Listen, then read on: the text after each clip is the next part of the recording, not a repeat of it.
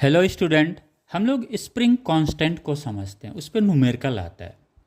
ये spring constant जो हम के लिखते हैं, क्या होता है, अगर कोई फोर्स हम एक्सटर्नल फोर्स इस स्प्रिंग पे लगाते हैं तो F is directly proportional to the suppose x. इस पर कोई फोर्स हमने डाला, यहाँ पे कोई external force m g, suppose कोई वेट रख दिया एम जी, तो इसकी वजह से अगर एक्स डिस्प्लेसमेंट होता है तो ये जो फोर्स लग रहा है, ये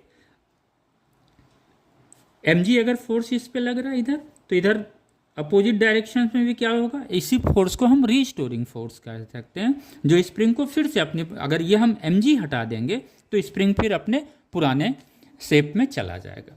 तो जब ये फोर्स क्या होता है, ये इस डायरेक्शन में लग रहा है, डिस्प्लेसमेंट कहाँ, ये सपोज मीन पोजीशन है, ये एक्स डिस्प्लेसमेंट यहाँ पे इतना हुआ, तो ये जो फोर्स होता है रीस्टोरिंग फोर्स, ये क्या होता है, इक्वल टू होता है जो एक्सटर्नल फोर्स एम जी जो वेट इस पे लगाते हैं उसके बराबर होता है।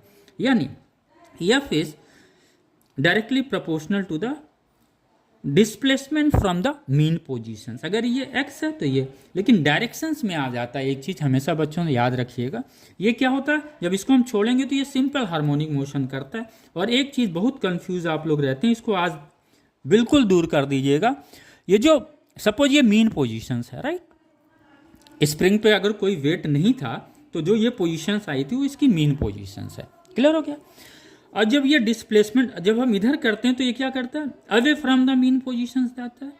तो ये चीज़ हमेशा ध्यान रखिए, ये जो डिस्प्लेसमेंट होगा, सपोज ये एक्स डिस्प्लेसमेंट हो रहा है, तो ये चीज़ हमेशा ध्यान रखिएगा कि ये जो डिस्प्लेसमेंट हम मेजर करते हैं उसका डायरेक्शन जो होता है वो हमेशा क्या रहेगा, away from the mean position.